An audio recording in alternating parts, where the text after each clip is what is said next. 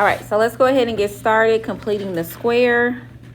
So for this method, so again, when you take your skills check, and on the test, it'll say solve by using the quadratic formula, solve by factoring, solve by completing the square. Those are your 3 methods that you need to know how to do for the test. So when it says complete the square, I gave you the recipe. You're gonna follow that recipe. Step number 1 is move C over, or move over that negative 43. So we're adding 43.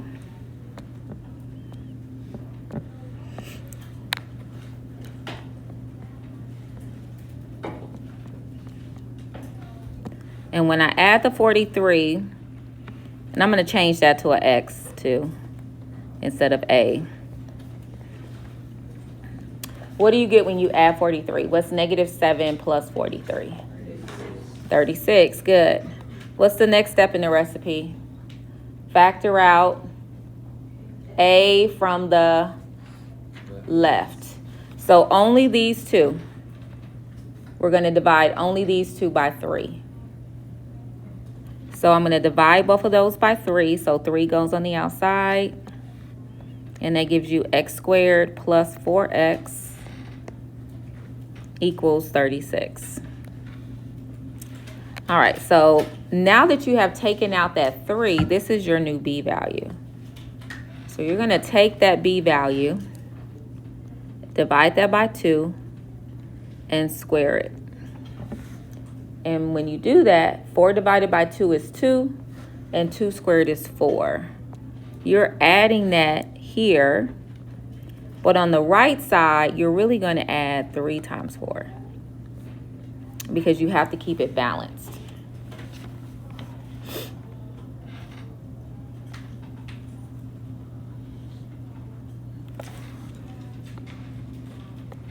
So now you're ready to factor this down. And to factor that down, you would need 2 numbers that multiply to 4 and add to 4. So what 2 numbers multiply to be 4 and add to 4? 2 times 2. So this becomes 3 times x plus 2 squared equals, and your calculators, go ahead and add 36 plus 12, which is 48. All right, what's my next step here? Divide the 3. So this 3 in front of the parentheses is being multiplied. We're going to do the opposite, which is divided.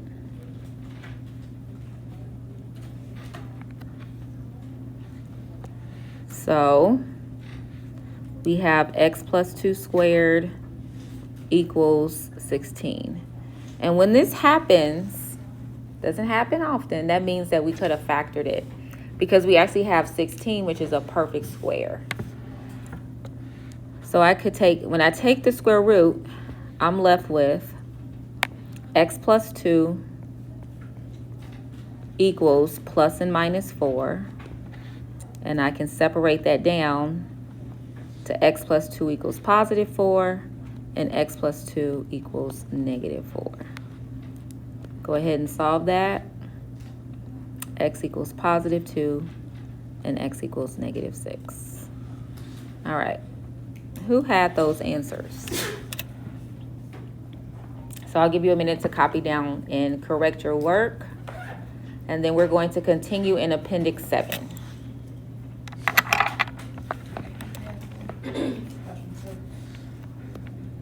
So when A is not 1, you have to factor it out before finding the third value. That's in the recipe. Yeah, I'm just trying to go off from the recipe. I'm trying to do the work without referencing the recipe because we're not going to have it on the test. But I keep on making mistakes. So. Well, it's still early. We got time. Any other questions, though? Did everyone have this copy down? Anybody need more time to correct your work or? All right, so let's talk about dividing now. So when you divide, I'm going to go ahead and give you some notes to write about dividing complex numbers before you copy down number 5, 6, and 7. Can you write that when you divide complex numbers? This is just some notes I want you to have. Because yesterday we talked about adding, subtracting, and multiplying. But when you divide complex numbers, two things you need to know. I cannot be in your denominator. Cannot be in your denominator. You can't leave it there.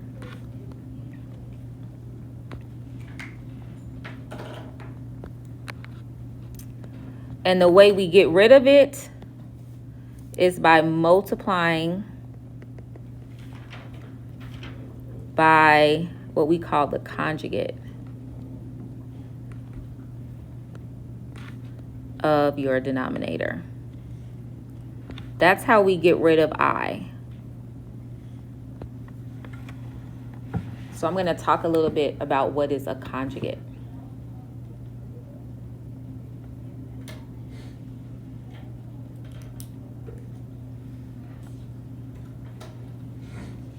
Conjugate simply means that we're changing our signs. We're going to change the sign in our denominator. So if I'm multiplying by the conjugate for number 5, the conjugate is going to be, instead of 1 plus I, I'm going to multiply by 1 minus I. So conjugate simply means you're changing your sign, only in the middle, okay? So if I were to give you, so for example, if I said -4 plus 5I, the conjugate would be -4 minus 5I. Again, conjugate, you're only focusing on that middle sign. That's the only thing that you change, is the sign in the middle. So now that we have that, we're ready to divide. And so when we're dividing complex numbers, we're really simplifying it so that I is no longer in your denominator. Okay, so for question number 5, now go ahead and copy down question 5.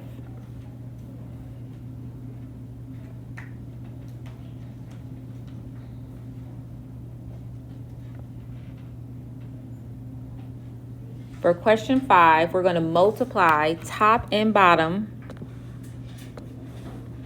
by the conjugate, which would be 1 minus I.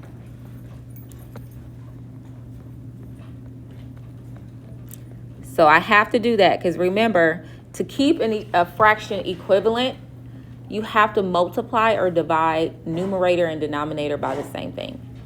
So whatever I do in the denominator, I have to also do in the numerator. So because I'm trying to eliminate I in my denominator, I have to do that same operation top and bottom. All right, so I'm going to go ahead. Let's go ahead and set it up. So that means that in my numerator, I'm multiplying 6 minus I times 1 minus I. And in my denominator, I'm multiplying 1 plus I times 1 minus I. Now, yesterday, many of you said you don't make a box. You can multiply this. You can do first, outer, inner, last, whichever way you're comfortable doing, but you need to multiply top and bottom. So I'm going to erase this now so that I have some space to work, and we're going to work through it.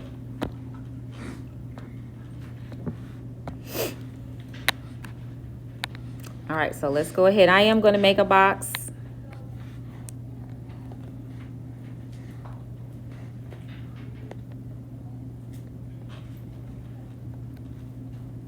And I'm going to fill in all 4 squares. So 1 times 6 is 6. 1 times -1 is -I. -I times 6 is -6I.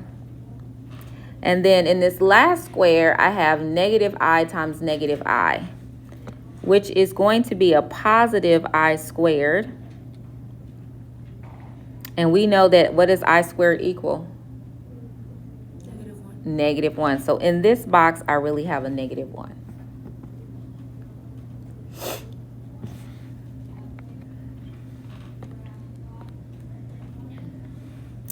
So let's go ahead and combine our like terms. So starting with your real number, so that would be 6 and negative 1. 6 and negative 1, that adds together to give us 5. And then my imaginaries, when I add those together, I get negative 7i. So now we're ready to do our denominator. Let's make our box.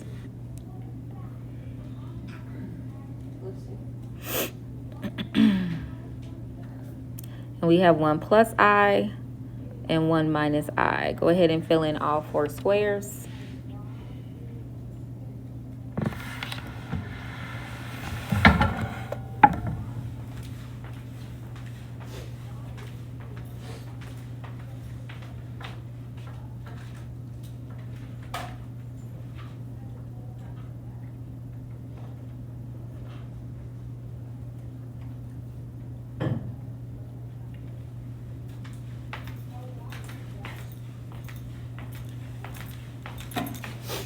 When I fill in my 4 squares, that would be 1 I, negative I, and then negative I squared. Negative I squared is really a negative 1 times negative 1, which gives a positive 1 in this box. So I want you to notice what happened here. And this happens every time you multiply 2 conjugates. Anytime you multiply 2 conjugates, your i's will cancel. See how when I add these 2 together, I get 0? So this is going to cancel out. And I'm only left with a real number. So when you multiply 2 complex conjugates, your answer should just be 1 real number. And in this example, it would just be 1 plus 1, which is 2. And that is your answer to question number 5.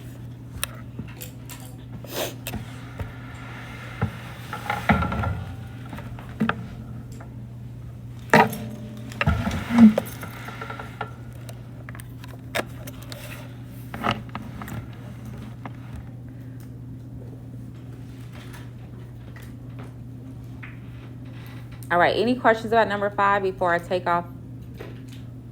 off and do number 6? All right, let's look at question number 6. So again, I'm multiplying by the conjugate.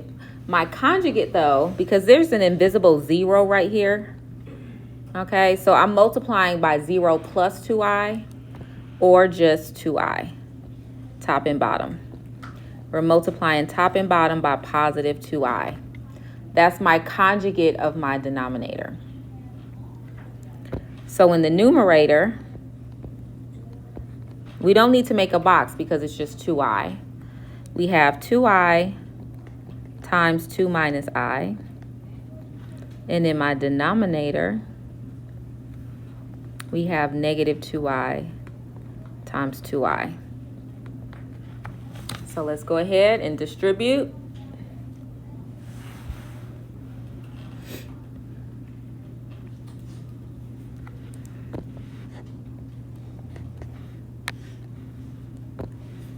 So that would be 4i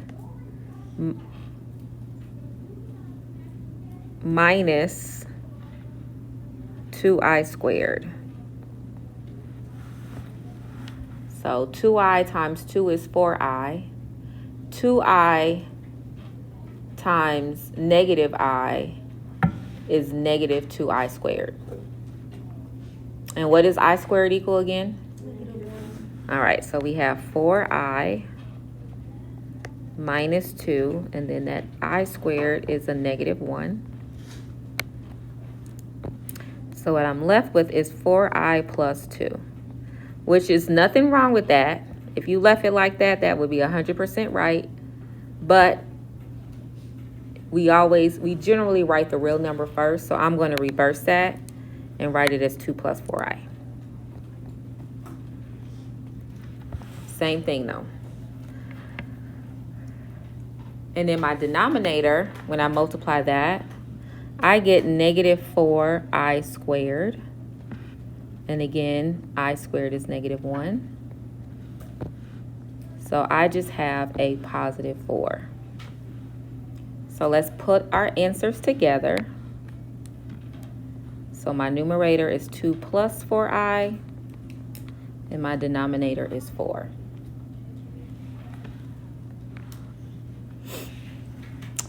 Now this can be simplified though, because we have a 2, a 4, and a 4.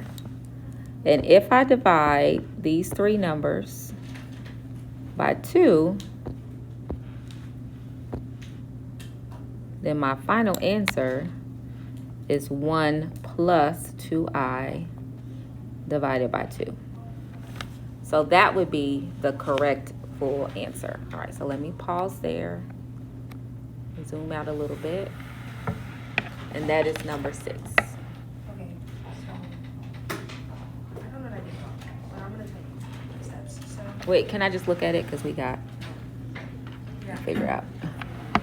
Let's see. Okay, let's see here.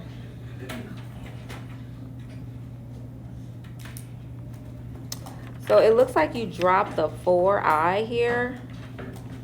So there was a 4i here I just that you completely dropped forgot it. about Yeah. it? Mm-hmm. Oh. There you go. All right, let's look at number 7.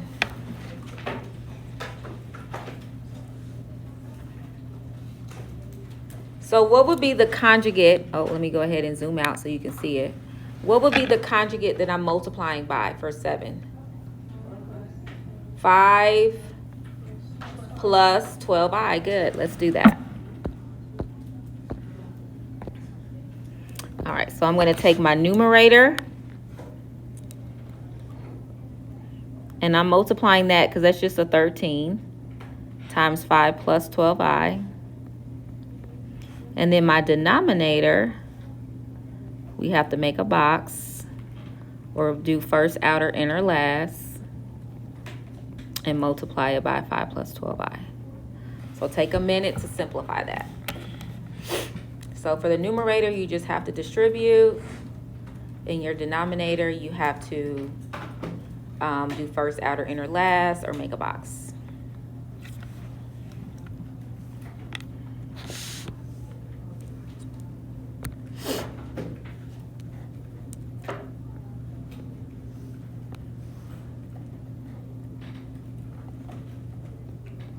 Can somebody remind me what's 13 to, is it 156, 13 times 12? Okay, thank you. So that's my numerator. Now I'm gonna make a box.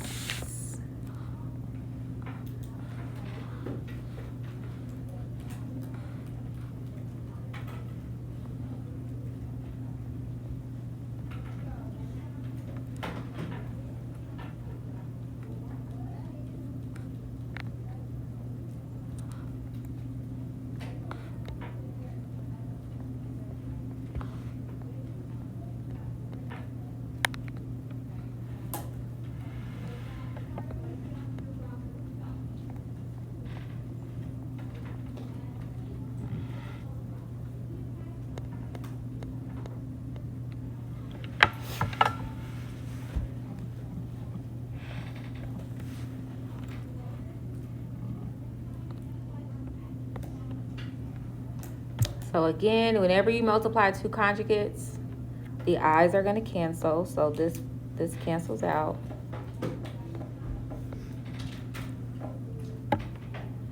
And you're left with only your real numbers.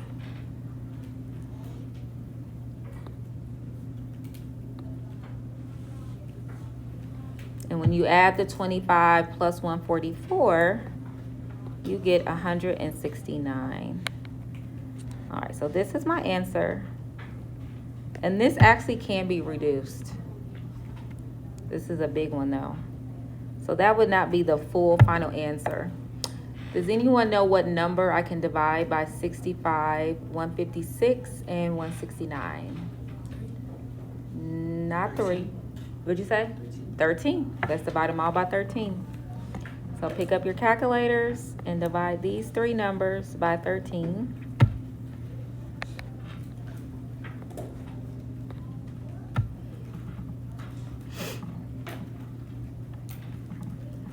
should get 5 plus 12i over 13.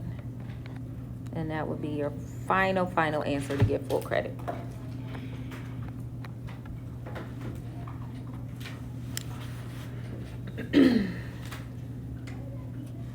Okay. So we talked about adding complex numbers, subtracting complex numbers, multiplying complex numbers, and now we've also talked about division. So the last piece of Appendix 7, because we're actually going to finish that today, is simplifying I, okay? So what I want you to do in your notes, I want you to make 3 columns, and I just want you to count down. So I squared, you don't need to have any space. Just make 3 columns because this is a pattern. It's actually a repeating pattern. So we're going to talk about how we simplify it with this repeating pattern that you're going to use to do powers of I as high as 500. So if you know this repeating pattern, you can tell me the power of I, what I to the power of 500 is, because it's a repeating pattern. So I'll give you a couple minutes to copy that down, and then we'll work through it.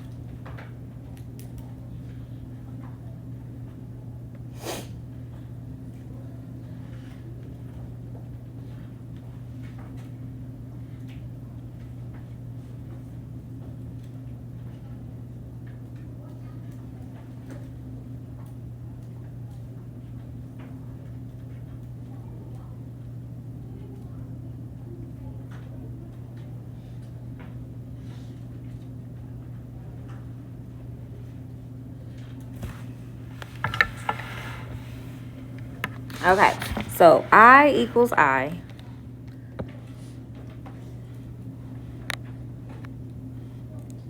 I squared equals what? -1. So I to the third is really the same as saying I squared, because we know power property says as long as your exponents add up to that power, you can break it apart. So instead of I to the third, you can also say that I to the third is the same as I squared times I, okay? Because we know that I squared is -1, that would mean that I cubed would be -1 times I, or just a negative I.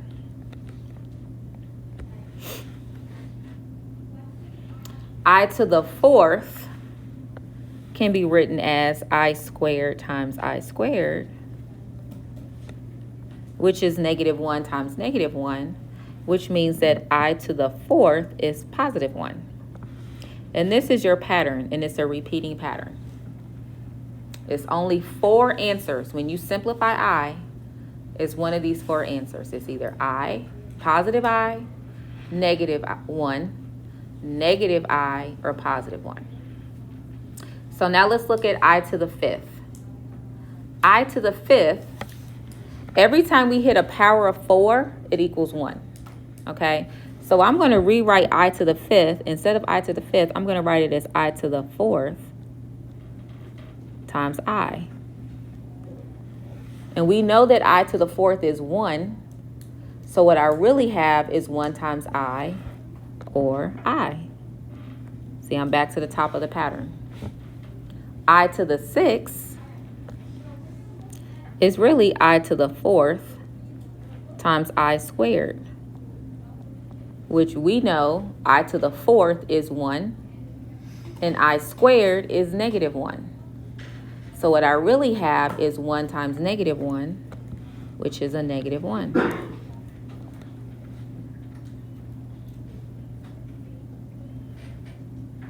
I to the 7th can be written as I to the 4th times I to the power of 3, which we know that I to the 4th is 1, and I cubed is negative I.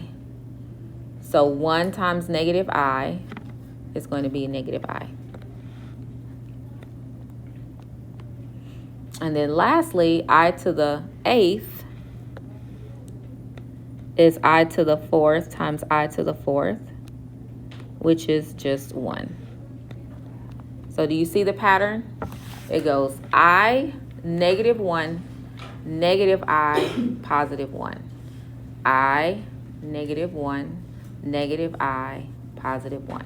So when we go to I to the 9th, you always want to go to the highest power of 4. So the highest power of 4 I can take out of 9 is 8. So I'm going to write this as I to the 8th times I, because I know that I to the 8th is 1. So this really means I have 1 times I. And 1 times I is I. For this I to the 10th,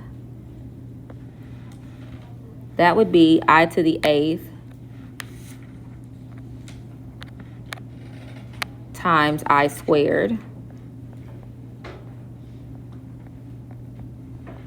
I to the 8th is 1. I squared is negative 1. And what is 1 times negative 1? Negative 1. So I'm out of space. I'm about to write it below it. So I to the 10th is negative 1. I to the 11th is I to the 8th times I to the 3rd.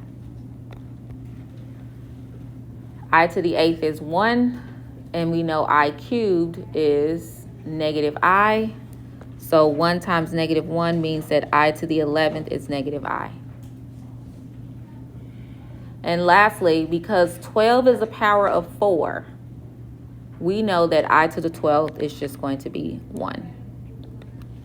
So we're going to use that pattern. We can keep going. We could do 13, 14, 15, 16, 17, 18, 19, 20. But it's going to be the same pattern. I, negative 1, negative I, positive 1. So let's use that pattern to simplify a few more questions. We got time. Last 4, and these go pretty fast as long as you know this simple pattern. Let's go ahead and copy down these 4 and then we'll end there. So we're going to figure out what I to the power of 29 is, I to the power of 67, I to the power of 42, and I to the power of 24.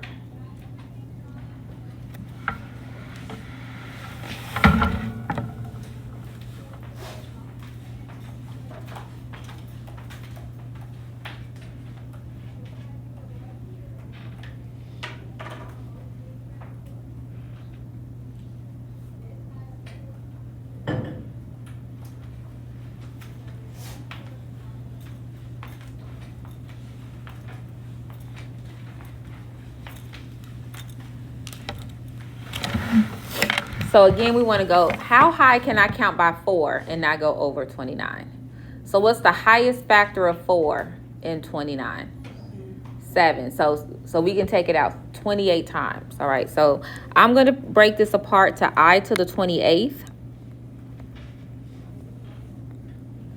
times I. Because I know that I to the power of 28 is going to equal what? 1. Yeah. So what I really have is 1 times I. So my final answer is positive I.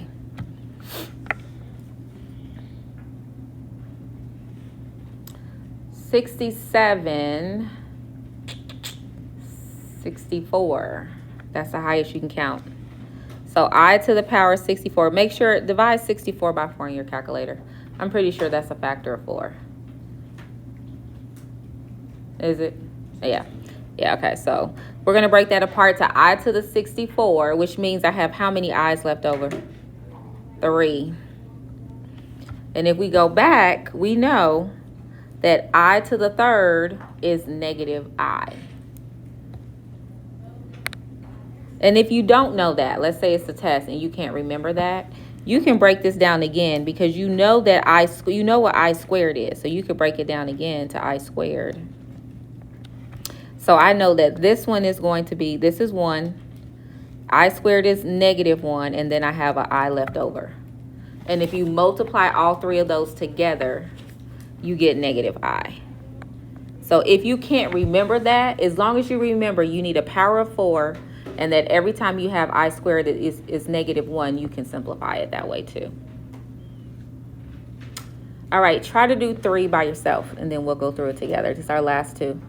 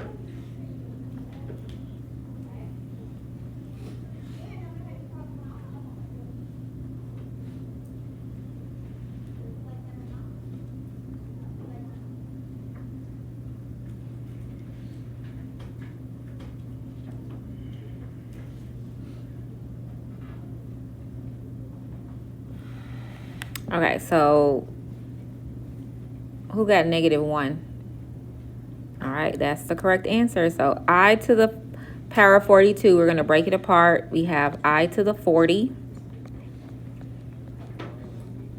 And then we have I squared. I to the 40 is 1. I squared is negative 1. When you multiply that, you get negative 1. And then 24 is a power of 4. So that means that that's just going to be a positive 1. So is this like even, the even numbers after negative 1 or 1? Yeah. If it's the even number, it's either negative 1 or 1. It's perfectly divisible. I did make a couple changes to the homework. Oh, 1 second. I just want to, before I forget, this is on Canvas also. But just so you know, homework 2, which is Appendix 7, we just finished Appendix 7 today. So this is homework 2. This is actually due on Monday. I originally had to do tomorrow, but I wasn't sure if I would finish it. So that means I will take it for full credit Monday or Tuesday.